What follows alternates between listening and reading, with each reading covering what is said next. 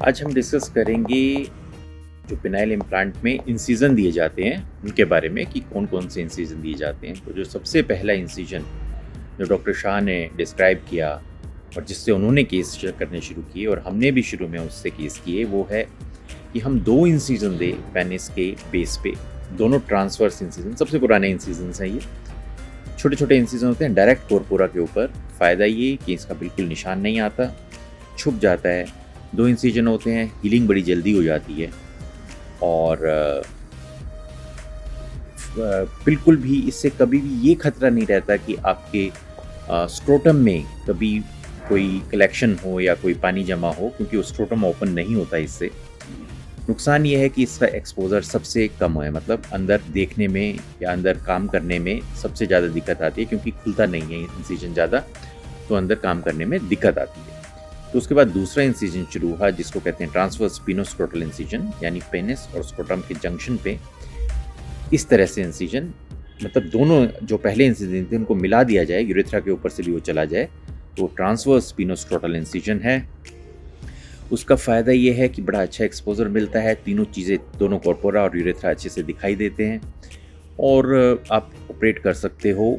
नुकसान ये है कि इसमें स्क्रोटम ज़्यादा ओपन हो जाता है, जिस कारण से वहाँ पे कलेक्शन होती है। दूसरा, ये जो स्किन है स्क्रोटम की, ये इस इन्वॉल्व हो जाती है इस इंसिजन में सारी तरफ, और क्योंकि वो स्किन में बहुत ज़्यादा गैप्स होते हैं, तो इसमें ये इंसिजन में मैंने ऐसा देखा कि थोड़ा सा हीलिंग में इतनी अच्छी नहीं होती या प्रॉब्लम होती है, कहीं छोटी छोटी सूचर्स में प्रॉब्लम होने लगती है। तो ये इंसिजन इसीलिए बहुत हमने यूज़ करके ये इंसिजन भी अब यूज़ नहीं करते हैं, लेकिन ये एक इंसिजन दिया जा सकता है। हाँ, और इस इंसिजन का एक बहुत बड़ा फ़ायदा है कि इसका बिल्कुल भी निशान नहीं आता, क्योंकि स्क्रोटम में वैसे ही इतनी लाइंस होती है तो इसमें मिल जाता है। लेकिन क्योंकि स्क्रोटम की स्किन जो होती है वो बहुत ज़्यादा हेल्दी नहीं होती, उसके अंदर ग्रूव्स होते हैं, तो वहाँ पे ये चांस होता है कि वहाँ पे बैक्टीरिया इकट्ठे हों, वो अच्छे से साफ़ नहीं होती है। तो ये एक इसका इंसिजन की प्रॉब्लम है। और दूसरा, अगर आपने पेनिस के बहुत ऊपर तक जाना है तो इंसिजन, क्योंकि पेनिस के बेस पे होता है, तो ये वहाँ पे आप एक्सपोज नहीं कर पाते। तो इस कारण से तीसरा इंसिजन, जो कि लॉन्गिट्यूडनल स्पिनोस्क्रोटल इंसिजन है, सबसे कॉमनली यूज़ किया जाता है। ज़्यादातर सर्जन्स आजकल वही दे रहे हैं, हम भी वही देते हैं। इसमें आपको बहुत अच्छा एक्सपोजर मिलता है। जो लाइन आती है वो वहाँ पे एक नेचुरल, अगर आपने कभी देखा हो पेनिस के पीछे एक नेचुरल ब्लैक कलर की लाइन होती है, उसके ऊपर ही लाइन चली जाती है, निशान नहीं दिखता।